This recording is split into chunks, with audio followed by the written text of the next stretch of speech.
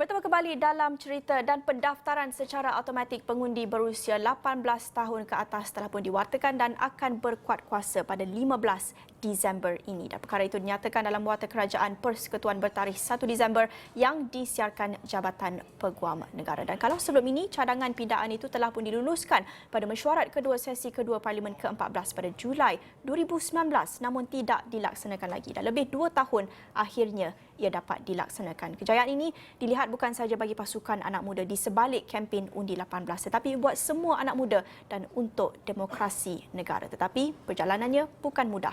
Untuk cerita jam ini kami nak bawakan cerita di sebalik kejayaan Undi 18 bersama dengan Tarma, pengasas bersama Undi 18 yang berada di Delhi ketika ini. Terima kasih Tarma bersama kami dalam cerita. Apa reaksi pertama Tarma? Pertama sekali tahniah. Apa reaksi Tarma melihat Warta Kerajaan Persekutuan yang dikeluarkan semalam? Okey, pertama sekali terima kasih atas jemputan. Saya rasa memang sukalah untuk platform untuk berbincang tentang isu ini. Bagi saya, untuk perasaan pertama saya adalah sebenarnya rasa teruja, rasa seronok dan rasa syukurlah kan, kerana ini adalah perjuangan kita untuk tempoh masa yang terlalu lama kan. Ini bukan isu jangka masa setahun dua, ini jangka masa dah hampir 5 tahun dah kita memperjuangkan isu ini sejak zaman menjadi mahasiswa kan. Jadi untuk melihat akhirnya bukan sahaja kita dapat pindah perlembagaan 2019 tapi dilaksanakan pada 15 Disember mendapat confirmation itu, saya rasa itu satu langkah besar. Terutamanya apabila awal tahun ni kita dapat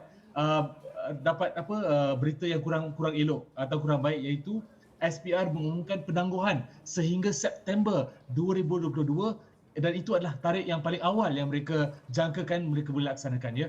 Dan maka untuk kita dapatkan 15 Disember ini saya rasa cukup bersyukur. Tarma, apa yang mungkin orang ramai tak tahu mengenai kempen atau pasukan di sebalik Undi 18 ini? Kerana kalau kita lihat di media sosial, selalunya lihat cukup seronok event yang diadakan Undi 18 ini dan pastinya banyak protes yang telah pun kita lihat dalam 2 tahun ini. Tapi apa yang mungkin bagi Tarma orang ramai tak tahu sebenarnya usaha di sebalik menjayakan kempen Undi 18?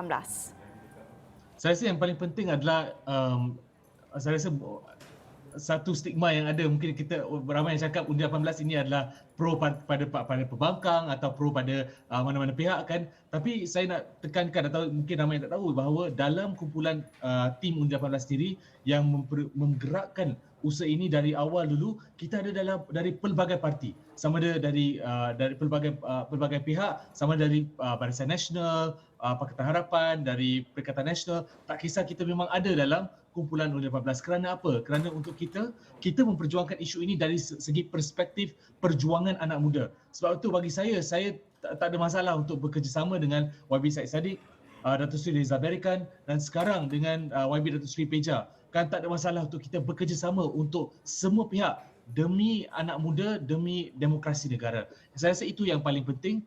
Dan kedua, saya rasa yang paling penting adalah pada permulaan sehingga kita menggerakkan atau berjaya dengan pindaan perlembagaan ini, kita semua melakukan perkara ini secara volunteer, secara sukarela. Kan tak ada gaji, tak ada apa-apa. Malah saya sendiri bekerja sebagai jurutera pada masa tersebut kan. Maka ini adalah kira satu usaha di mana anak-anak muda datang dan kita ingin memberikan sumbangan kepada negara untuk memperbaiki demokrasi negara lah. Ya. Tarma, mungkin kita dapat lihat daripada 2 atau 3 dekad daripada sekarang, Undi 18 dan juga pendaftaran secara automatik ini sudah menjadi satu kebiasaan, sudah menjadi satu perkara normal yang automatik. Tetapi pastinya perjalanan ke pencapaian ini bukan satu perkara yang mudah. Bagi Tarma dan Kira dan rakan-rakan lain di Undi 18, apa cabaran paling besar? Bagi kami cabaran paling besar 2 perkara lah saya boleh cakap yang paling besar. Yang paling sukar adalah pertama untuk mendapatkan political will. Kan, kerana kita dapat nampak bila kita mulakan perjuangan pada masa 2016 2017, pada masa tersebut kerajaan adalah Barisan Nasional kan, maka sukar untuk kita meyakinkan mereka bahawa perkara ini perlulah dilindai dan perlulah agenda ini perlu diangkat. Malah bila kita cuba bawa masuk ke dalam TN50 zaman tu, itu pun tidak berjaya kan. Maka kita menghadapi kesukaran dari segi political will pada zaman tersebut.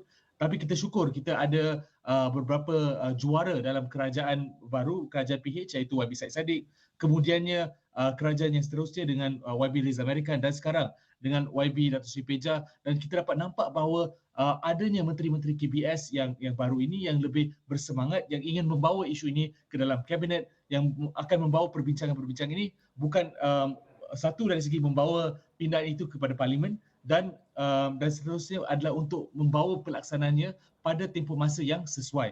Saya rasa itu satu perkara yang penting antara cabaran dia. Yang kedua adalah persepsi masyarakat, persepsi awam. Kita memang perlu memperjuangkan atau kita perlu menerangkan kepada masyarakat awam bahawa ini bukanlah perkara yang radikal.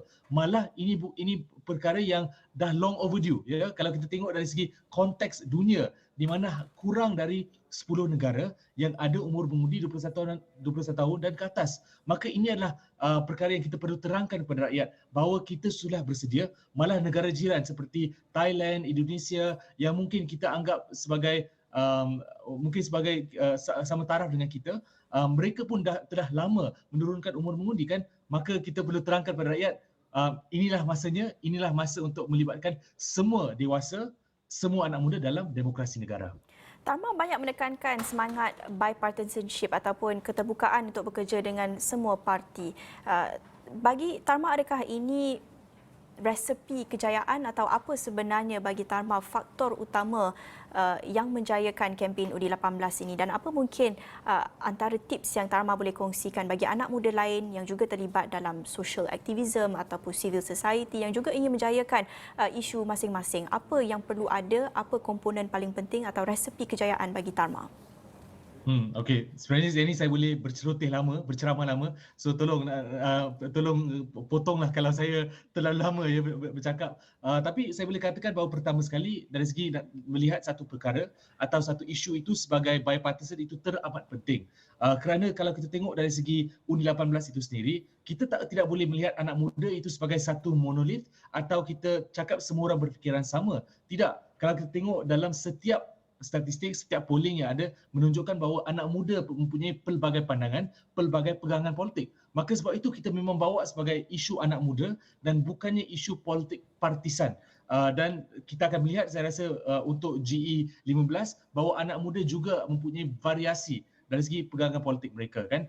Dan saya ujarkan kepada yang di luar sana yang ingin memperjuangkan isu-isu sama, bawalah isu ini bukanlah dari segi nak tengok parti politik mana, ya, tapi dari segi apa hak yang wujud, apa kebaikan yang akan dibawa kepada masyarakat, kenapa perkara ini penting. Saya rasa itu adalah perkara atau cara pembawaan yang lebih penting dari kalau dibandingkan dengan kita nak side dengan parti politik mana-mana. Dan kedua, saya ingin bawa satu cara atau satu cadangan kepada mereka yang berminat untuk melakukan kerja-kerja seperti ini adalah untuk kita melihat branding atau kita melihat aktivisme itu sebagai satu perkara yang perlunya ada branding kan. Kerana kita janganlah hanya melihat branding atau marketing itu hanya untuk corporate atau hanya untuk politik saja, tapi aktivisme itu juga perlukan branding. Kerana apa? Kerana usaha untuk menurunkan umur mengundi bukanlah perkara yang dimulakan oleh kami di Undi 18 kan. Malah pada zaman 80-an telah naik isu ini kan. Tapi yang mewujudkan perkataan atau branding Undi 18, penjenamaan itu adalah kami, dan kita membawa secara agresif satu isu atau single isu saja. Saya rasa ini adalah satu langkah yang boleh dibawakan oleh siapa-siapa di luar sana yang ingin memperjuangkan aktivisme secara khusus, secara jelas, dan saya rasa ini adalah cara yang lebih efektif. Kerana kalau kita tengok di media sosial, kalau kita banyak sangat cabang atau benda yang kita nak perjuangkan, kadang-kadang kita tenggelam dalam arus media sosial. Tapi kalau kita jelas, kita kuat dan kita lantang dalam satu perkara, harap kita akan naik juga. Ya, itu saja. Okey, Tarma, kita nak dengarkan satu message itu. Apa message Tarma bagi generasi muda yang bakal menjadi pengundi baharu mungkin seawal tahun depan? Apa message Tarma bagi mereka? Mengundi itu bukan saja hak, ini adalah tanggungjawab kita. Maka kita harus gunakan tanggungjawab ini dengan sebaik mungkin. Kerana tanggungjawab ini berkaitan dengan masa depan anda, masa depan keluarga, masa depan komuniti anda, masa depan negara anda kan. Maka saya berharap anak muda di luar sana yang mempunyai kuasa, ingatlah dengan kuasa ini datang tanggungjawab, maka pergilah mendidik diri, pergilah bertemu, berjumpa, berbincang, berdebat tentang isu-isu kemasyarakatan untuk kita memahami konteks kepimpinan negara dan konteks public policy yang wujud di negara Malaysia supaya apabila kita di petak undi nanti, bila kita menyuarakan pendapat, kita dapat menjadi pengundi yang bijak, menjadi active citizen dan yang paling penting kita mengundi untuk mendapatkan keputusan atau masa depan yang terbaik untuk negara kita bersama. Maka itulah yang saya ingin ujarkan kepada anda semua yang mendengar. Okey, baik, terima kasih dan sekali lagi tahniah buat Tarma dan juga Kira dan rakan-rakan seperjuangan Undi 18. Terima kasih. Itu tadi Tarma, pengasas bersama Undi 18, kongsikan sedikit pandangan setelah menyaksikan perjalanan sepanjang 2 tahun selepas Undi 18 diluluskan dan akhirnya akan dilaksanakan pada 15 Disember ini. Dan itu sahaja perkongsian untuk cerita jam ini bersama saya Lala Huda. Kita jumpa lagi. Salam hormat.